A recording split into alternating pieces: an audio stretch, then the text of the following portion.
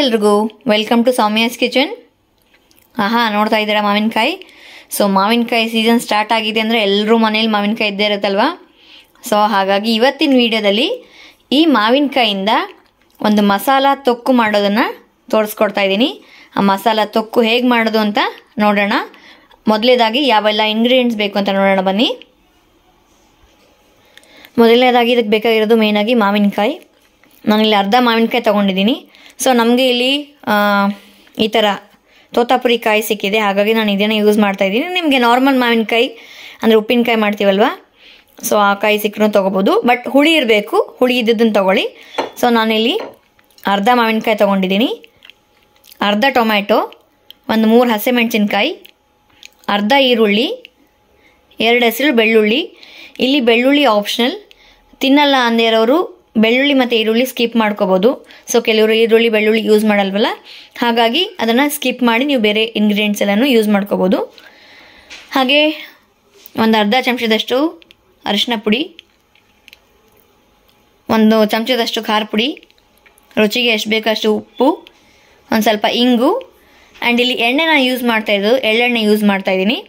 So ಇದಕ್ಕೆ ಬೇರೆ ಎಣ್ಣೆಕಿನ ಎಳ್ಳೆಣ್ಣೆ use ಮಾಡಿದರೆ ತುಂಬ ಟೇಸ್ಟ್ ಚೆನ್ನಾಗಿರುತ್ತೆ. ಸೊ ಇದನ್ನು ನಾವು ಹೇಗೆ ಮಾಡೋದು ಅಂತ ಈಗ ನೋಡೋಣ. ಇದಿಷ್ಟು ಪದಾರ್ಥಗಳು ನಮ್ಮ ಈ ಮಾವಿನಕಾಯಿ ಮಸಾಲ ತೊಕ್ಕಿಗೆ ಬೇಕಾಗಿರೋದು. ಬನ್ನಿ ಈಗ ಹೇಗೆ ಮಾಡೋದು ಅಂತ ನೋಡೋಣ. ಸೊ ಮೊದಲೇದಾಗಿ ಒಂದು ಬಾಣಲಿ ಬಿಸಿಗೆ ಇಟ್ಕೊಂಡ್ಬಿಟ್ಟು ಅದರಲ್ಲಿ ಒಂದು ಅರ್ಧ ಚಮಚದಷ್ಟು ಎಣ್ಣೆ ಹಾಕೊಳ್ಳೋಣ. ಅರ್ಧದಿಂದ 1 ಚಮಚದಷ್ಟು ಎಣ್ಣೆ, ಜಾಸ್ತಿ ಬೇಡ. ಎಣ್ಣೆ ಒಂಚೂರು ಕಾದ ತಕ್ಷಣ ನಾವಿಲ್ಲಿ ಏನು ಹಸಿಮೆಣಸಿನಕಾಯಿ ಮತ್ತು ಬೆಳ್ಳುಳ್ಳಿ ತೊಗೊಂಡಿದ್ವಲ್ಲ ಅದನ್ನು ಹಾಕೊಳ್ಳೋಣ.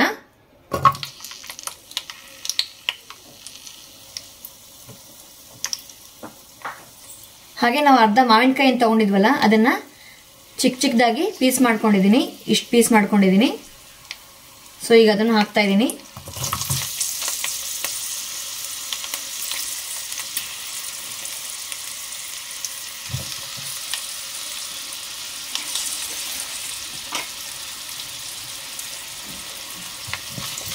ಇದನ್ನ ಒಂಚೂರು ಬಾಡಿಸ್ಕೊಳ್ಳೋಣ. ಫ್ಲೇಮ್ ಮೀಡಿಯಂ ಫ್ಲೇಮಲ್ಲೇ ಇಟ್ಕೊಂಡು ನಾವು ಫ್ರೈ ಮಾಡಬೇಕು, ಯಾಕಂದರೆ ಹಸಿಮೆಣಸಿನ್ಕಾಯಿ ಹಾಕಿದೀವಲ್ಲ, ಸೊ ಸಿಡಿಯೋ ಚಾನ್ಸ್ ಇರುತ್ತೆ. ಮುರಿದು ಹಾಕಿದ್ರು ಕೂಡ ಒಂದೊಂದ್ಸಲ ಆ ಬೀಜ ಏನಿರುತ್ತಲ್ವ, ಮೆಣಸಿನ್ಕಾಯಿ ಬೀಜ ಸಿಡಿಯೋ ಚಾನ್ಸ್ ಇರುತ್ತೆ. ಇದನ್ನು 1-2 ನಿಮಿಷ ಫ್ರೈ ಮಾಡ್ಕೊಳ್ಳೋಣ.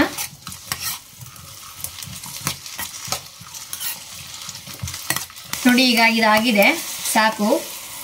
ಹಸಿಮೆಣಸಿನ್ಕಾಯಿ ಒಂಚೂರು ಫ್ರೈ ಆಗಿದೆ, ಹಾಗೆ ಮಾವಿನಕಾಯಿ ಒಂಚೂರು ಮಾಗಿದೆ. ತುಂಬ ಫ್ರೈ ಮಾಡ್ಕೊಳ್ಳೋದು ಬೇಡ, ಇಷ್ಟಾದರೆ ಸಾಕು. ಈಗ ಗ್ಯಾಸ್ ಆಫ್ ಮಾಡ್ಕೊಂಬೇಡೋಣ. ಈಗ ಇದು ಒಂದು 10 ನಿಮಿಷ ಸ್ವಲ್ಪ ತಣ್ಣಗಾಗಬೇಕು, ಕಂಪ್ಲೀಟ್ ರೂಮ್ ಟೆಂಪ್ರೇಚರಿಗೆ ಬರಬೇಕು. ಇದು ತಣ್ಣಗಾಗಬೇಕು. ತಣ್ಣಗಾದ್ಮೇಲೆ ನಾವು ನೆಕ್ಸ್ಟ್ ಪ್ರೊಸೀಜರ್ ಮುಂದುವರ್ಸೋಣ. ನಾವು ಹುರಿದಿಟ್ಕೊಂಡಿರೋ ಮಾವಿನಕಾಯಿ ಮತ್ತು ಹಸಿಮೆಣಸಿನ್ಕಾಯಿ ಬೆಳ್ಳುಳ್ಳಿ ಆರಿದೆ, ತಣ್ಣಗಾಗಿದೆ. ಸೊ ಇವತ್ತು ನಾನಿಲ್ಲಿ ಈ ಕುಟಾಣಿ ಯೂಸ್ ಮಾಡ್ತಾ ಇದ್ದೀನಿ ಈ ತೊಕ್ಕು ಮಾಡೋದಕ್ಕೆ. ಯೂಶ್ವಲಿ ತೊಕ್ಕಂದರೆ ಈ ಥರ ಒರಳಲ್ಲಿ ಕುಟ್ಟಿದ್ರೆ ಚೆನ್ನಾಗಿರುತ್ತೆ, ಮಿಕ್ಸಿಯಲ್ಕಿನೂ. ಹಾಗಾಗಿ ಇದನ್ನು ಯೂಸ್ ಮಾಡ್ತಾ ಇದ್ದೀನಿ. ಸೊ ಕಡಿಮೆ ಕ್ವಾಂಟಿಟಿ ಆಗಿರೋದ್ರಿಂದ ಇದಕ್ಕೆ ಸರಿ ಹೋಗುತ್ತೆ. ಈಗ ಫಸ್ಟ್ ಇದನ್ನು ನಾವೇನು ಹುರ್ಕೊಂಡಿದ್ವಲ್ಲ ಅದನ್ನು ಹಾಕ್ಕೊಂಬಿಡೋಣ.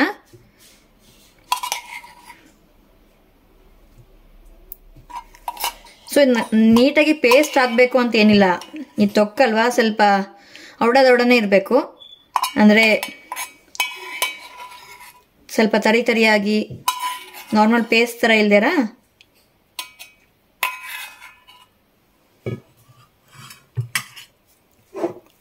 ಈಗ ಇದನ್ನು ಸ್ವಲ್ಪ ನಿಧಾನಕ್ಕೆ ಜಜ್ಕೊಳ್ಳೋಣ, ಯಾಕಂದರೆ ಸಿಡಿಯೋ ಚಾನ್ಸಸ್ ಇರುತ್ತಲ್ಲ, ಹಾಗಾಗಿ.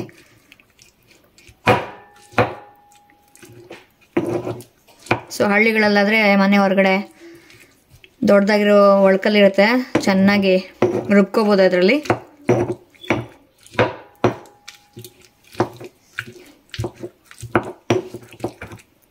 ನಂಗೆ ಆ್ಯಕ್ಚುಲಿ ಒಳ್ಕಲ್ಲಲ್ಲಿ ಚಟ್ನಿ ಮಾಡೋದಾಗಲಿ ಹಿಟ್ಟು ರುಬ್ಬೋದಾಗಲಿ ತುಂಬ ಇಷ್ಟ, ಯಾಕಂದರೆ ನಮ್ಮ ಮನೇಲಿ ಇತ್ತು ನಾವು ಚಿಕ್ಕವರಿದ್ದಾಗ. ಸೊ ಬರ್ತಾ ಬರ್ತಾ ಮಾಡರ್ನೈಸ್ ಆದ್ವಲ್ಲ, ಸೊ ಎಲ್ಲನೂ ಮಾಯ ಆಯಿತು.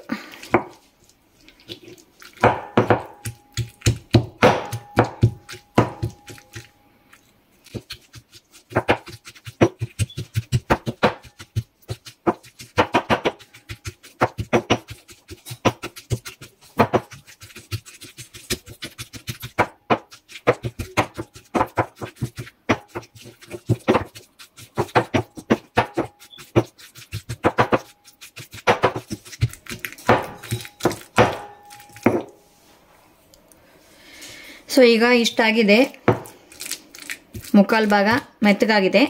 ಈಗ ಇದಕ್ಕೆ ಉಳಿದಿರೋ ಪದಾರ್ಥಗಳೆಲ್ಲ ಹಾಕೊಳ್ಳೋಣ ಒಂದೊಂದಾಗಿ. ಈಗ ಮೊದಲೇದಾಗಿ ಸಣ್ಣದಾಗಿ ಹೆಚ್ಚಿಟ್ಕೊಂಡು ಈರುಳ್ಳಿ ಇದೆ ಏನು ತೊಗೊಂಡಿದ್ದೀವಲ್ವ, ಸೊ ಈರುಳ್ಳಿ ಹಾಕೊಳ್ಳೋಣ.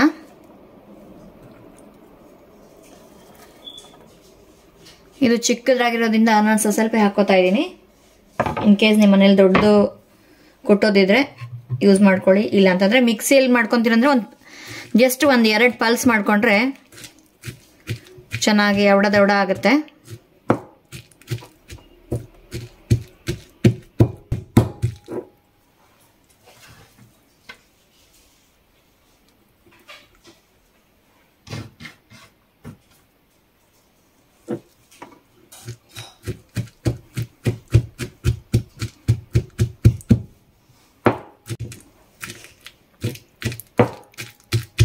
ಈಗ ಇದು ಜಜ್ಜಿದ್ದೀನಿ ಈರುಳ್ಳಿ. ನೆಕ್ಸ್ಟ್ ಇದಕ್ಕೆ ಟೊಮೆಟೊ, ನಾವು ಅರ್ಧ ಟೊಮೆಟೊ ಏನು ತೊಗೊಂಡಿದ್ವಲ್ಲ ಟೊಮೆಟೊ ಹಾಕ್ತಾಯಿದ್ದೀನಿ. ಇದು ಕೂಡ ಅಷ್ಟೇ ಅರ್ಧ ಹಾಕಿ ಜಜ್ಕೋತಾ ಇದ್ದೀನಿ, ಚಿಕ್ಕದಾಗಿರೋದ್ರಿಂದ.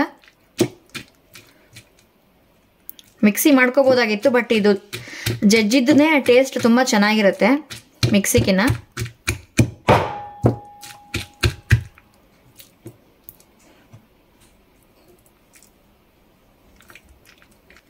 ಈಗ ಉಳಿದಿರೋ ಟೊಮೆಟೊ ಜೊತೆಗೆ ಮಿಕ್ಕಿರೋ ಪದಾರ್ಥಗಳು ಅಂದರೆ ಇಲ್ಲಿ ಅರಿಶಿನ ಪುಡಿ, 1/4 ಚಮಚ ಅರಿಶಿನ ಪುಡಿ ಹಾಕ್ತಾಯಿದ್ದೀನಿ. ಹಾಗೆ ಒಂದು ಅರ್ಧ ಚಮಚ ಇಲ್ಲಿ ಖಾರ ಪುಡಿ ಹಾಕ್ತಾಯಿದ್ದೀನಿ. ಇನ್ನೊಂದು ಸ್ವಲ್ಪ ಹಾಕ್ತೀನಿ, ಅರ್ಧ ಚಮಚದಕ್ಕಿಂತ ಒಂಚೂರು ಜಾಸ್ತಿ ಹಾಕ್ತಾಯಿದ್ದೀನಿ. ಆಮೇಲೆ ಉಪ್ಪು, ಸೊ ಇಲ್ಲಿ ಉಪ್ಪು ಹಾಕ್ತಾಯಿದ್ದೀನಿ, 1/4 ಚಮಚ ಉಪ್ಪು ಹಾಕ್ತಾಯಿದ್ದೀನಿ. ಆಮೇಲೆ ನೋಡ್ಕೊಂಡು ಮಿಕ್ಕಿದ್ದು ಕಲಿಸ್ಕೊಂಡ್ರೆ ಆಯಿತು. ಈಗ ಇದನ್ನು ನಿಧಾನಕ್ಕೆ ಜಜ್ಕೊಳ್ಳೋಣ, ಯಾಕಂದರೆ ಖಾರ ಪುಡಿ ಹಾಕಿದ್ದೀವಲ್ವ, ಸೊ ಸಿಡಿದ್ರೆ ಕಣ್ಣು ಡಮಾರ್.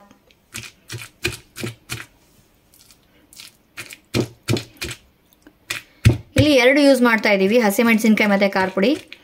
ಸೊ ಹಸಿಮೆಣಸಿನ್ಕಾಯಿ ಅದರದ್ದೇ ಆದಂಥ ಟೇಸ್ಟ್ ಕೊಡುತ್ತೆ, ಖಾರ ಪುಡಿ ಅದರದ್ದೇ ಆದಂಥ ಟೇಸ್ಟ್ ಕೊಡುತ್ತೆ, ಹಾಗಾಗಿ 2 ಯೂಸ್ ಮಾಡ್ತಾ ಇದ್ದೀನಿ.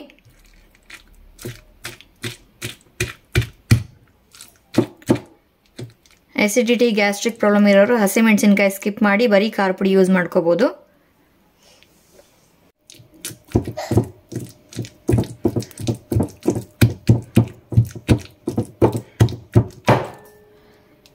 ನೋಡಿ ಈಗ ಫೈನಲ್ಗೆ ಇದಾಗಿದೆ. ಇಷ್ಟಾದರೆ ಸಾಕು, ಸ್ವಲ್ಪ ದೊಡ್ಡನೇ ಇರಬೇಕು, ಈ ಥರ ಇದ್ರೆ ಸಾಕು. ಅದು ಅನ್ನಕ್ಕೆ ಕಲಿಸ್ಕೊಂಡಾಗ ಬಾಯಿಗೆ ಸಿಗಬೇಕು, ಹಾಗಾಗಿ ಇದರಲ್ಲಿ ಜಜ್ಜಿರೋದು. ಮಿಕ್ಸಿಗೆ ಹಾಕ್ಬಿಟ್ರೆ ಏನಾಗುತ್ತೆ, ಪೂರ ಸಣ್ಣಗಾಗೋಗುತ್ತೆ, ಚೆನ್ನಾಗಿರೋದಿಲ್ಲ, ಅದು ಚಟ್ನಿನೇ ಆಗೋಗ್ಬಿಡುತ್ತೆ, ತೊಕ್ಕಾಗಲ್ಲ. ಸೊ ಈಗ ಇದನ್ನು ಒಂದು ಬಟ್ಲಿಗೆ ತಗೊಂಬೇಡ. ಈಗ ತೊಕ್ಕೇನು ರುಬ್ಕೊಂಡಿದ್ದೀವಲ್ವ ಅದಕ್ಕೆ ಒಂದು ಒಗ್ಗರಣೆ ಮಾಡ್ಕೊಳ್ಳೋಣ. ಆಲ್ರೆಡಿ ಫ್ರೈ ಮಾಡಿರೋದು ಎಣ್ಣೆ ಒಂದು ಸ್ವಲ್ಪ ಇದೆ, ಅದಕ್ಕೆ ಇನ್ನೊಂದು ಅರ್ಧ ಚಮಚದಷ್ಟು ಎಣ್ಣೆ ಹಾಕ್ಕೊಂಡು ಒಗ್ಗರಣೆ ಮಾಡ್ಕೊಳ್ಳೋಣ. ಎಣ್ಣೆ ಕಾದಿದೆ. ಈಗ ಇದಕ್ಕೊಂದು ಸ್ವಲ್ಪ ಕಡಲೆಬೇಳೆ, ಒಂಚೂರು ಉದ್ದಿನಬೇಳೆ, ಹಾಗೆ ಒಂದು ಸ್ವಲ್ಪ ಸಾಸಿವೆ ಮತ್ತು ಜೀರಿಗೆ. ನಾವು ಮಾಮೂಲು ಒಗ್ಗರಣೆಗೆ ಏನು ಮಾಡ್ಕೊತೀವಲ್ವಾ ಅದೇ ಸೇಮ್. ಮೇಲೊಂಚೂರು 1/4 ಚಮಚದಷ್ಟು ಅರಿಶಿನ ಪುಡಿ,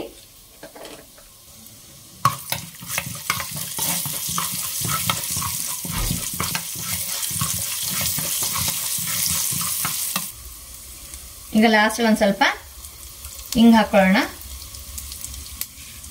ಇದಾಗಿದೆ. ಈಗ ಸ್ಟವ್ ಆಫ್ ಮಾಡಿಕೊಂಡು ತೊಕ್ಕಿಗೆ ಒಗ್ಗರಣೆ ಕೊಡೋಣ. ನೋಡಿ ತೊಕ್ಕನ್ನ ಬೌಲ್ಗೆ ಹಾಕೊಂಡಿದ್ದೀನಿ. ಈಗ ಇದಕ್ಕೆ ನಾವು ಮಾಡ್ಕೊಂಡಿರೋ ಒಗ್ಗರಣೆ ಹಾಕೊಳ್ಳೋಣ.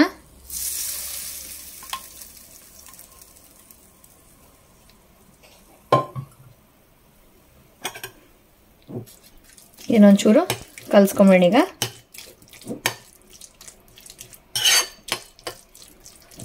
ಕಲಿಸ್ತಾ ಇದ್ರೆ ನನಗೆ ಬಾಯಲ್ಲಿ ನೀರು ಬರ್ತಾ ಇದೆ, ಘಮ್ ಅಂತ ಬರ್ತಾ ಇದೆ. ಮಾವಿನಕಾಯಿ ವಾಸನೆ ಆಗಿರ್ಬೋದು, ಖಾರ ಪುಡಿದು ವಾಸನೆ ಘಮ್ ಅಂತ. ಹಾಗೆ ಈಗ ಒಗ್ಗರಣೆಗೆ ಹಿಂಗೆ ಹಾಕಿದ್ವಲ್ವ ಅದರದ್ದು ಘಮ್ ಅಂತ ವಾಸನೆ ಬರ್ತಾ ಇದೆ. ಸೊ ಈಗ ನಮ್ಮ ಮಾವಿನಕಾಯಿ ಮಸಾಲೆ ತೊಕ್ಕು ರೆಡಿಯಾಗಿದೆ.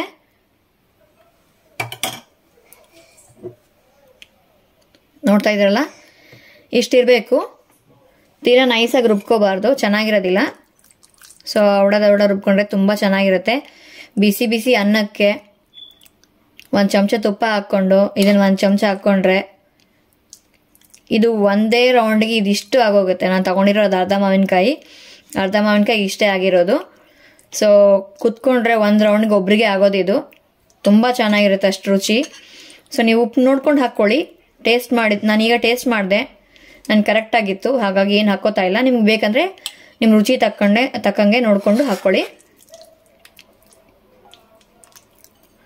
ಸೊ ಈ ರೆಸಿಪಿ ನಿಮಗೆ ಇಷ್ಟ ಆಗಿದೆ ದಯವಿಟ್ಟು ಲೈಕ್ ಮಾಡಿ, ಶೇರ್ ಮಾಡಿ, ಹಾಗೆ ಸಬ್ಸ್ಕ್ರೈಬ್ ಮಾಡಿ. ಸಬ್ಸ್ಕ್ರೈಬ್ ಆಗಿರೋರು ಬೆಲ್ ಐಕನ್ ಕ್ಲಿಕ್ ಮಾಡಿ, ಸೊ ದಟ್ ನನ್ನ ಹೊಸ ಬ್ಲಾಗ್ ನಿಮಗೆ ನೋಟಿಫೈ ಆಗುತ್ತೆ. ಮತ್ತೆ ಮುಂದಿನ ಬ್ಲಾಗಲ್ಲಿ ಸಿಗೋಣ. ನಮಸ್ತೆ ಎಲ್ರಿಗೂ. ನಮಸ್ತೆ ಕರ್ನಾಟಕ.